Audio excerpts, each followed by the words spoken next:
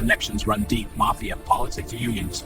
We need to find out who's behind this before it's too late. 노동운동의 제왕 지미 호파는 1913년 인디애나주 브라질에서 태어났습니다.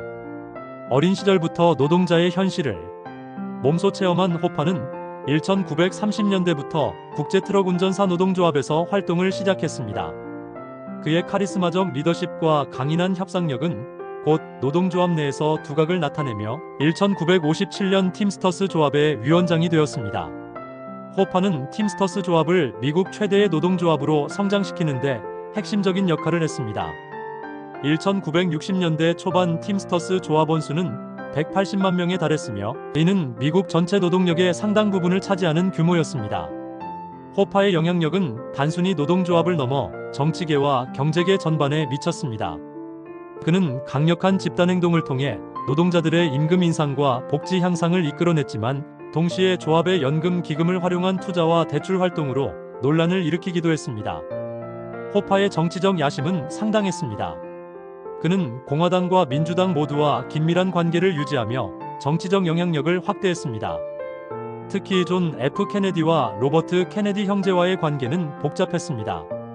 초기에는 케네디 가문의 정치적 상승을 지원했지만 후에 로버트 케네디가 법무장관이 되면서 호파에 대한 수사를 강화하자 관계가 악화되었습니다. 호파의 권력 확장 과정에서 가장 치명적인 요소는 바로 조직범죄와의 연결이었습니다. 1950년대부터 호파는 제노베세, 감비노, 부팔리노 등 주요 마피아 패밀리들과 긴밀한 관계를 유지했습니다. 이러한 관계는 상호 이익을 위한 것이었습니다. 마피아는 팀스터스 조합을 통해 합법적인 사업 영역에 진출할 수 있었고 호파는 마피아의 물리적 지원을 받아 조합 내 반대 세력을 제압할 수 있었습니다. 특히 러셀 부팔리노와의 관계는 호파의 운명을 결정짓는 중요한 요소가 되었습니다. 부팔리노는 펜실베이니아 동북부를 기반으로 하는 마피아 보스였으며 호파와는 오랜 친분을 유지했습니다. 또한 안소니 토니 프로벤자노와 안소니 토니 잭 지아칼로네 같은 마피아 인물들과도 깊은 관계를 맺고 있었습니다. 이러한 연결고리는 호파에게 강력한 권력을 제공했지만 동시에 위험한 적들도 만들어냈습니다. 마피아 조직 내부의 권력 다툼과 이익 갈등은 호파를 점점 더 위험한 상황으로 몰아넣었습니다. 특히 1960년대 후반부터 호파와 일부 마피아 세력 간의 관계가 악화되기 시작했으며 이는 후에 그의 실종과 직결되는 요인이 되었습니다. 1967년 호파는 연방 배심원 매수와 연금, 기금, 오용 혐의로 13년형을 선고받았습니다. 이 판결은 로버트 케네디 법무장관 시절부터 이어진 조직범죄 척결 캠페인의 일환이었습니다. 호파는 펜실베이니아 루이스버그 연방 교도소에 수감되었지만 감옥에서도 팀스터스 조합에 대한 영향력을 유지하려 노력했습니다. 감옥에 있는 동안 호파는 자신의 오른팔이었던 프랭크 피츠시먼스를 임시위원장으로 임명했습니다. 피츠시먼스는 원래 호파에 충실한 부하였지만 시간이 지나면서 독립적인 권력을 추구하기 시작했습니다. 1971년 리처드 닉슨 대통령은 호파의 형량을 감형해 주었지만 중요한 조건을 붙였습니다. 호파는 1980년까지 어떤 노동조합 활동도 금지되었습니다. 이 조건은 호파에게 치명적이었습니다. 그는 팀스터스 조합이 자신의 정체성이자 권력의 원천이라고 생각했기 때문입니다. 출소 후 호파는 자신이 없는 사이에 조합이 크게 변했다는 것을 발견했습니다. 피츠시먼스는 이미 독립적인 권력 기반을 구축했으며 마피아와의 관계도 호파를 우회하는 새로운 채널을 만들어냈습니다. 더욱이 연방정부의 조직범죄 척결 노력이 강화되면서 마피아 조직들도 호파와의 관계를 제고하기 시작했습니다. 1975년 7월 30일 수요일 오후 2시 30분 호파는 디트로이트 교회 블룸필드 힐스에 있는 마커스 레드 폭스 레스토랑에서 안소니 프로벤자노와 안소니 지아칼로네를 만날 예정이었습니다. 이 만남은 호파의 조합 복귀를 위한 중요한 협상의 자리였다고 알려져 있습니다. 그날 오후 호파는 아내 조세핀에게 전화를 걸어 약속한 사람들이 늦고 있다고 말했습니다. 이것이 호파의 마지막 생존 확인 통화였습니다. 오후 2시 45분경 호파는 레스토랑 주차장에서 목격되었습니다. 그는 빨간색 수은 승용차를 타고 떠났다고 증언되었지만 그 후 호파는 영원히 사라졌습니다. 호파의 실종이 발견된 것은 그날 저녁이었습니다. 가족들이 그가 저녁 식사에 나타나지 않자 걱정하기 시작했고, 다음날 아침 경찰에 실종 신고가 접수되었습니다. 호파의 차량은 레스토랑 주차장에서 발견되었으며 문은 잠겨 있었고 내부에는 별다른 단서가 없었습니다. 수사 당국은 즉시 대규모 수사를 시작했습니다. FBI는 호파의 실종이 단순한 실종이 아니라 조직 범죄와 연관된 살인 사건일 가능성이 높다고 판단했습니다. 호파와 약속했던 프로벤자노와 지아칼로네는 모두 그날 다른 곳에 있었다고 주장했으며 이들의 알리바이는 확인되었습니다. 호파 실종 사건은 FBI 역사상 가장 오래 지속된 미제 사건 중 하나가 되었습니다. 수사 당국은 수천 명의 증인을 조사하고 수백 곳의 장소를 수색했습니다. 초기 수사에서 가장 유력한 용의자는 호파와 오랜 갈등 관계에 있던 안소니 프로벤자노였습니다. 프로벤자노는 뉴저지주 팀스터스 조합 간부이자 제노벳의 마피아 패밀리의 일원이었습니다. 그는 호파와 같은 교도소에 수감되어 있을 때 심각한 갈등을 겪었으며 출소 후에도 적대적 관계를 유지했습니다. 수사 당국은 프로벤자노가 호파의 조합 복귀를 막기 위해 살인을 주도했을 가능성을 강하게 의심했습니다. 또 다른 주요 용의자는 살바토레 셀리 버그스 브리그뇰리였습니다. 그는 프로벤자노의 신복이자 전문 킬러로 알려져 있었습니다. 브리그뇰리는 호파 실종 당일 디트로이트 지역에 있었으며 여러 증언자들이 그가 호파를 마지막으로 목격한 사람들 중 하나라고 주장했습니다. 찰스 척키 오브라이언도 중요한 용의자였습니다. 그는 호파가 양아들처럼 키웠던 인물이었지만 나중에 호파와 갈등을 겪었습니다. 오브라이언은 호파 실종 당일 의심스러운 행동을 보였으며 그의 차량에서 호파의 흔적이 발견되었다고 주장되었습니다. 프랭크 시러는 2004년 자신이 호파를 죽였다고 고백했지만 이 증언의 신빙성에 대해서는 논란이 있습니다. 시러는 부팔리노 마피아 패밀리와 연결된 팀스터스 조합원이었으며 호파와 가까운 관계였습니다. 그의 고백은 나중에 마틴 스코세이지 감독의 영화 아이리시맨의 소재가 되었습니다. 호파 실종에 대한 이론들은 매우 다양합니다. 가장 널리 받아들여지는 이론은 마피아가 호파의 조합 복귀를 막기 위해 그를 살해했다는 것입니다. 이 이론에 따르면 호파의 복귀는 마피아의 기존 이익 구조를 위협할 수 있었기 때문에 제거되었다는 것입니다. 또 다른 이론은 호파가 팀스터스 조합의 연금, 기금 관련 비리를 폭로하겠다고 위협했기 때문에 살해되었다는 것입니다. 이 기금은 수십억 달러 규모였으며 마피아와 조합 간부들이 불법적으로 사용하고 있었다고 알려져 있습니다. 일부는 호파가 정부 증인으로 나서려 했기 때문에 살해되었다고 주장합니다.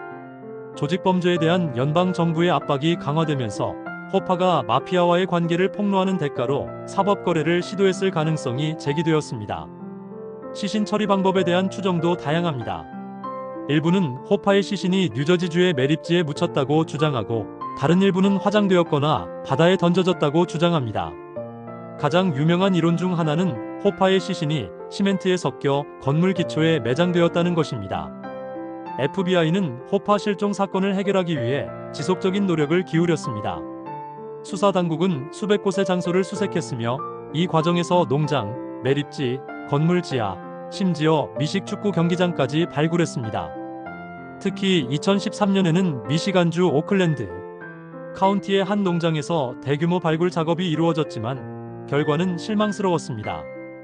2019년에는 뉴저지주 한 매립지에서 호파의 시신을 찾기 위한 발굴 작업이 진행되었습니다. 이 작업은 프랭크 시런의 증언과 다른 제보자들의 정보를 바탕으로 이루어졌지만 역시 결과를 얻지 못했습니다. 기술의 발전으로 새로운 수사 방법들이 도입되었습니다. DNA 분석, 컴퓨터 시뮬레이션, 위성 영상 분석 등이 활용되었지만 여전히 결정적인 증거를 찾지 못했습니다. 호파 실종 사건은 미국 사회에 큰 충격을 주었습니다. 이 사건은 조직 범죄와 노동조합, 그리고 정치권의 복잡한 연결고리를 드러냈습니다. 미국 국민들은 자신들이 믿고 있던 노동조합 지도자가 마피아와 연결되어 있었다는 사실에 크게 실망했습니다. 이 사건은 또한 미국의 노동운동에도 큰 영향을 미쳤습니다. 팀스터스 조합은 호파 실종 후 연방정부의 감시를 받게 되었고 조합의 민주화 압력이 증가했습니다. 1989년 팀스터스 조합은 연방정부와 동해 판결을 체결하여 조합 운영의 투명성을 높이기로 했습니다. 호파 실종 사건은 수많은 책, 영화, 다큐멘터리의 소재가 되었습니다. 마틴 스코세이지의 아이리시맨 2019년은 이 사건을 다룬 가장 유명한 영화 중 하나입니다. 이 영화는 프랭크 시런의 고백을 바탕으로 제작되었으며 로버트 드니로와 알 파치노가 주연을 맡았습니다. 호파 실종과 관련된 많은 인물들이 결국 법의 심판을 받았습니다. 안소니 프로벤자노는 1978년 다른 살인 사건으로 종신형을 선고받았고 1988년 감옥에서 사망했습니다. 살바토레 브리그뇰리는 1978년 뉴욕에서 총격을 받아 사망했습니다. 러셀 부팔리노는 1977년 협박 혐의로 실형을 선고받았고 1994년 자연사했습니다. 안소니 지아칼로네는 1979년 탈세 혐의로 실형을 선고받았으며 2001년 사망했습니다. 찰스 오브라이언은 2020년 자연사했으며 끝까지 호파 실종과의 연관성을 부인했습니다. 1982년 호파는 법적으로 사망 선고를 받았습니다. 그의 가족들은 오랜 법적 투쟁을 통해 그가 살해되었다는 것을 입증하려 노력했지만 구체적인 증거 부족으로 어려움을 겪었습니다. FBI는 현재까지도 호파 실종 사건을 활발히 수사하고 있습니다. 2023년 현재 이 사건은 여전히 열린 수사로 분류되어 있으며 새로운 제보나 증거가 나올 때마다 수사팀이 즉시 검토하고 있습니다. 최근에는 고령의 마피아 관련자들이 죽음을 앞두고 양심 고백을 하는 사례가 늘어나면서 새로운 단서들이 제공되고 있습니다. 하지만 대부분의 증언들은 직접적인 목격보다는 전해들은 이야기들이어서 신빙성에 한계가 있습니다. 수사당국은 현재 첨단 기술을 활용한 새로운 수사 방법들을 시도하고 있습니다. 인공지능을 활용한 패턴 분석, 고해상도, 위성 영상을 통한 과거 지형 분석 등이 그 예입니다. 또한 기존 증거들을 최신 과학 기법으로 재분석하는 작업도 지속되고 있습니다. 호파 실종 사건이 50년 가까이 미제 사건으로 남아있는 이유는 복합적입니다. 첫째, 마피아 조직의 침묵 문화 때문입니다. 관련자들은 조직의 보복을 두려워하여 진실을 말하기를 꺼려합니다. 둘째, 관련 증인들의 높은 사망률입니다. 시간이 지나면서 사건의 핵심 인물들이 대부분 사망하여 직접 증언을 얻기 어려워졌습니다. 셋째, 증거인멸이 철저했다는 점입니다. 마피아는 오랜 경험을 통해 증거를 남기지 않는 방법을 터득했으며 호파 사건에서도 이러한 전문성이 발휘되었습니다. 넷째, 수사 초기의 혼란과 부실입니다. 사건 발생 초기에 결정적인 증거들이 제대로 수집되지 못했고 이는 후에 수사에 큰 장애가 되었습니다. 호파 실종 사건은 미국 현대사에서 가장 유명한 미제 사건 중 하나로 남아 있습니다. 이 사건은 단순한 개인의 실종을 넘어서 미국 사회의 어두운 면을 드러내는 상징적인 사건이 되었습니다. 조직범죄와 노동조합, 정치권의 유착, 그리고 법 집행의 한계를 보여주는 대표적인 사례로 기억되고 있습니다. 50년이 지난 현재도 호파의 운명은 여전히 미스터리로 남아 있습니다. 그의 시신이 발견되지 않는 한 이 사건은 계속해서 미국 사회의 관심을 끌 것으로 예상됩니다.